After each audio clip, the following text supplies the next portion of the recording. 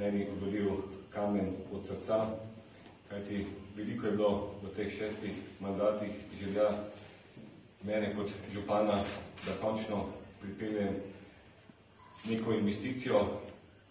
Seveda, ko pa rečem neko investicijo, sem še bolj zadovoljen, ko rečem domačo investicijo, domačega investitorja, to je družba Termit. V Zagorju je znano, če delaš pozitivno, če imaš pozitivne projekte, če razmišljaš pozitivno, vedno tudi dobimo pozitivni rezultat.